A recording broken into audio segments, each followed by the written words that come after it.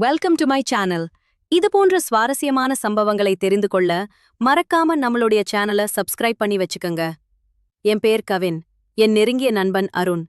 சிறுவயதிலிருந்தே நாங்கள் ஒன்றாக படித்து வளர்ந்தோம். அருண் என்னை விட சற்று இளையவன் என்றாலும் அவன் என் சிறந்த நண்பன். நான் எப்போதும் அருண் வீட்டிற்கு சென்று வருவதுண்டு. அருணின் அம்மா செல்வி மிகவும் அழகாக இருப்பார். தன் வயதை விட பாதியாக தோற்றமளிக்கும்படி தன்னை மிகச் சிறப்பாக பராமரித்து வந்தவர். அவர் அழகாக இருப்பதுடன் புத்துணர்ச்சியாகவும் இருப்பார். எனக்கு அவரை பார்த்ததுமே மிகவும் பிடிக்கும்.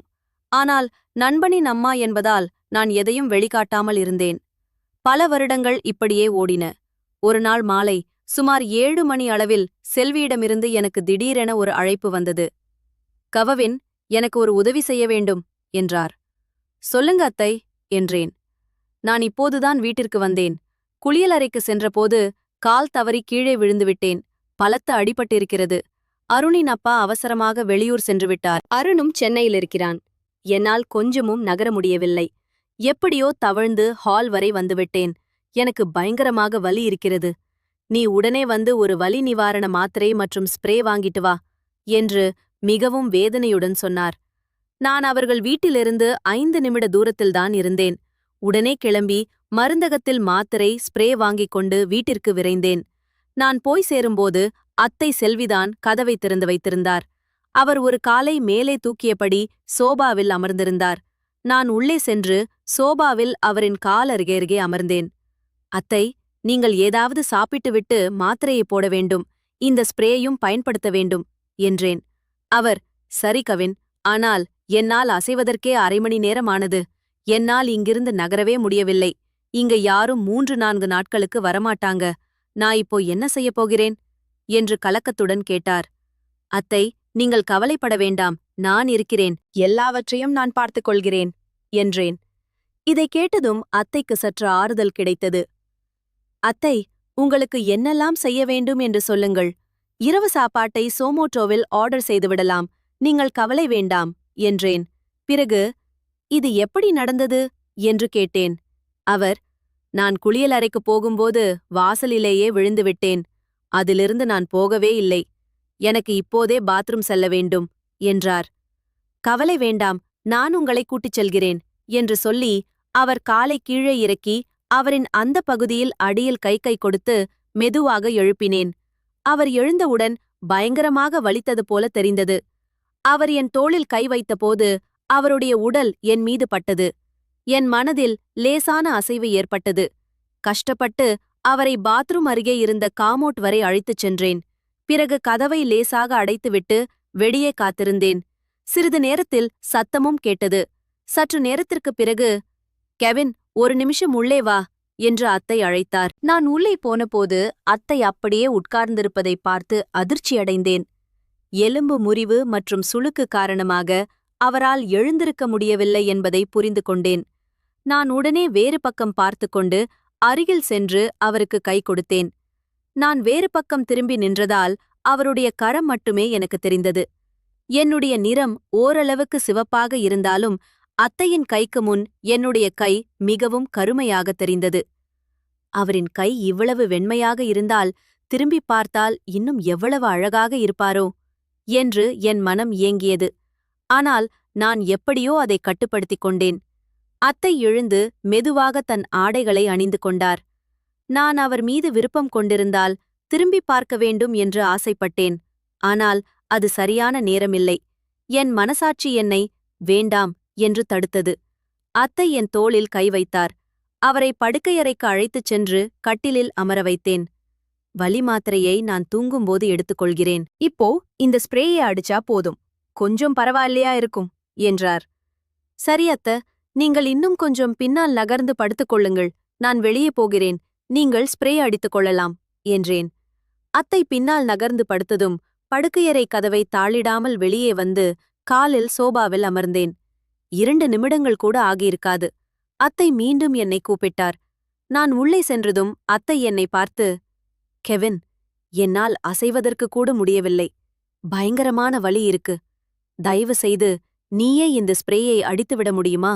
வேறு வழி இல்லை என்று கேட்டார். நான் அதிர்ச்சியுடன், அத்தை, நானா என்று தயங்கினேன். தயங்கினேன்.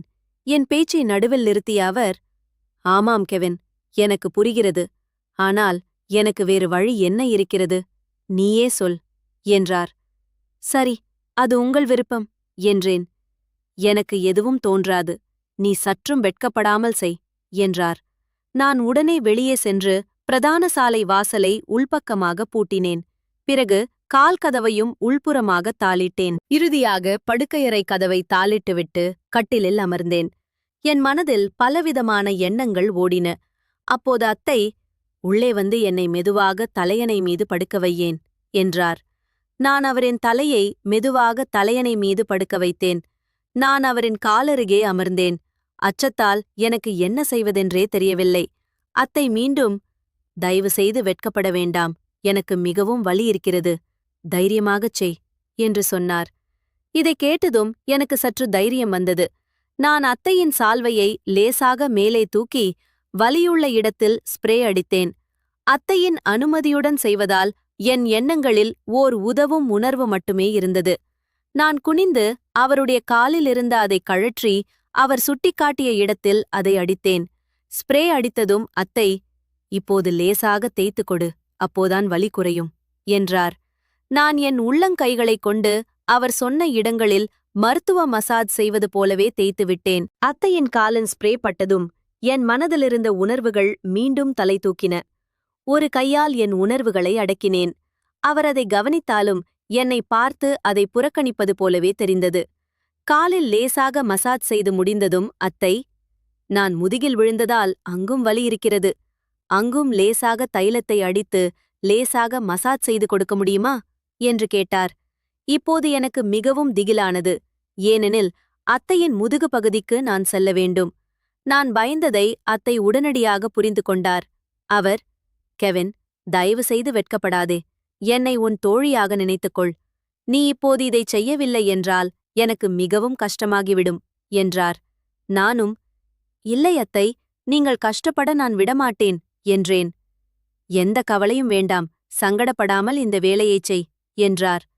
நான் அத்தையின் முதுகில் கை வைத்து அவரை பத்திரமாக கட்டிலில் அமர வைத்தேன்.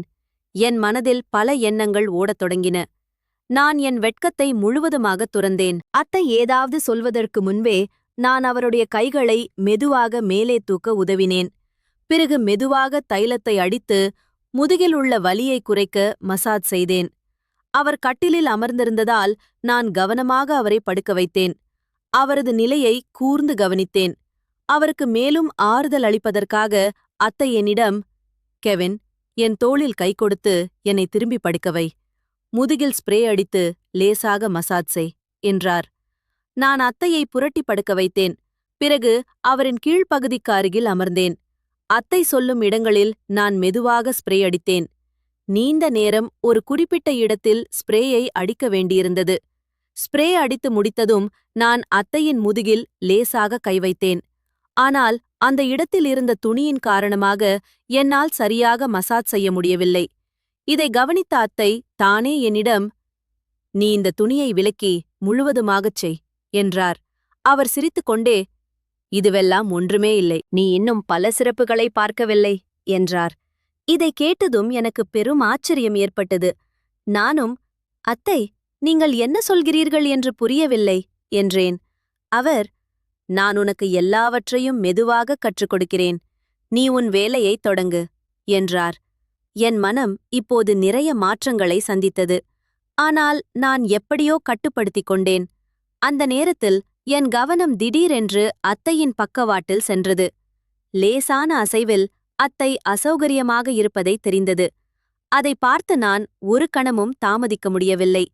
நான் முதுகுக்கு மசாஜ் செய்யும்போதே அவருடைய அழகு லேசாகத் தெரிந்தது.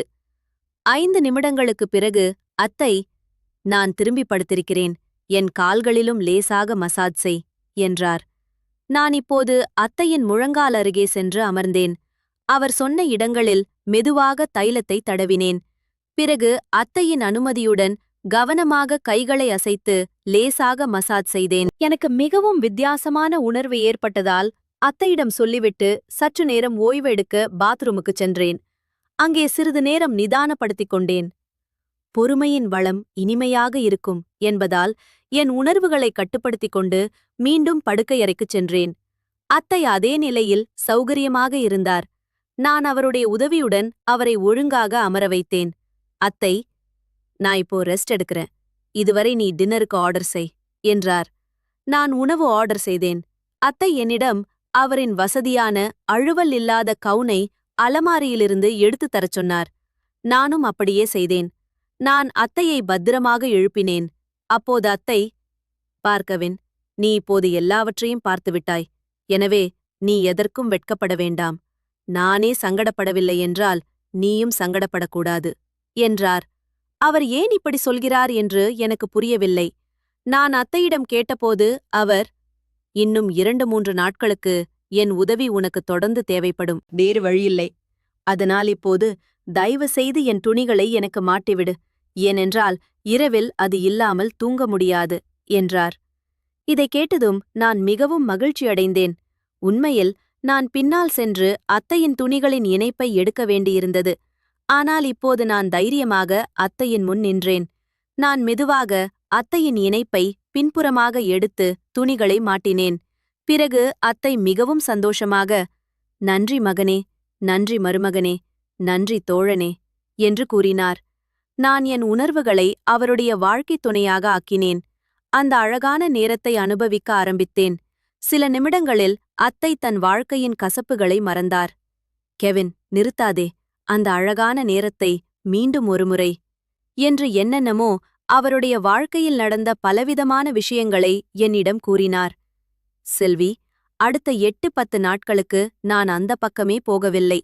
என் நண்பன் என்னை பற்றி என்ன நினைப்பான் என்று நான் மட்டுமே யோசித்துக் கொண்டிருந்தேன். ஆனால் ஒரு நாள் நான் தைரியம் வரவழைத்து அவன் வீட்டிற்குச் சென்றேன். என் கால்கள் நடுங்கின. படியேறி மேலே போனபோது அங்கே ஒரு பூட்டு தொங்கிக் கொண்டிருந்தது. அதை பார்த்து நான் திகைத்தேன். மாமா வந்திருப்பார் என்று நினைத்து நான் கதவை தள்ளி பார்க்க முயன்றேன். ஆனால் கதவு பூட்டப்பட்டிருந்தது. அதனால் நான் பின்னால் உள்ள ஜன்னல் பக்கம் போனேன். அந்த ஜன்னல் வழியாக அத்தை செல்வியுடன் யார் இருந்தார்கள் என்று பார்த்தேன். அதை என்னால் வார்த்தைகளால் விவரிக்க முடியவில்லை. நான் கனவிலும் இப்படி நினைத்ததில்லை. என் கால்கள் நடுங்க ஆரம்பித்தன. எங்கிருந்தோ மொபைலை எடுத்து ஒரு சில வீடியோ புகைப்படங்களை எடுத்தேன். அப்போது என் நண்பன் அருண் திடீரென வந்து எங்களை பார்த்தபோது நான் பெரும் பதட்டத்தில் அங்கிருந்து எப்படியோ தப்பித்துச் சென்று விட்டேன். என் மனம் என் நண்பனின் பார்வையில் நான் எப்படிப்பட்டவன் என்று பல நாட்கள் அலைந்தது. சில நாட்களுக்குப் பிறகு தைரியம் கொண்டு அருண் வீட்டிற்குச் சென்றபோது கதவு பூட்டப்பட்டிருந்தது. மாமா திரும்பி வந்திருப்பாரோ என்று நினைத்தேன். ஆனால் நான் பின் ஜன்னல் வழியாக பார்த்த காட்சி நான் எதிர்பார்த்ததை விட பல மடங்கு அதிர்ச்சி அளித்தது. அத்தையுடன் இருந்தவர் அருண். ஆம், என் நண்பர் அருண். அவர்கள் இருவரும் பேசிக் கொண்டிருந்தனர். அப்போது அந்த அத்தை தன் மகனிடம், இது போன்ற தவறான நடவடிக்கைகளில் இனி நான் ஈடுபட மாட்டேன். இதற்கு முன் எப்படியோ, இனிமேல் நான் ஒழுக்கத்தை கடைப்பிடிப்பவன் என்று சத்தியம் செய்து கொண்டிருந்தார். நானும் நண்பனை விட்டு பிரிந்து வெளிநாடுகளுக்குச் சென்று வேலை பார்க்க ஆரம்பித்தேன். எது எப்படியோ, வாழ்க்கையில் தவறு செய்வது இயல்புதான். ஆனால் ஒவ்வொரு முறையும் தவறு செய்வது மிகப்பெரிய பாவச் செயல் என்பதை புரிந்து கொண்டேன். இப்போது நான் திருமணமாகி என்னுடைய மனைவியை சரியான முறையில் வழிநடத்திக் கொண்டிருக்கிறேன். இதைப் பற்றி உங்களுடைய கருத்துக்கள் என்ன என்பதை கீழே இருக்கும் கமெண்ட் செக்ஷனில் கண்டிப்பாக சொல்லுங்கள். தேங்க்ஸ் ஃபார் வாட்சிங்.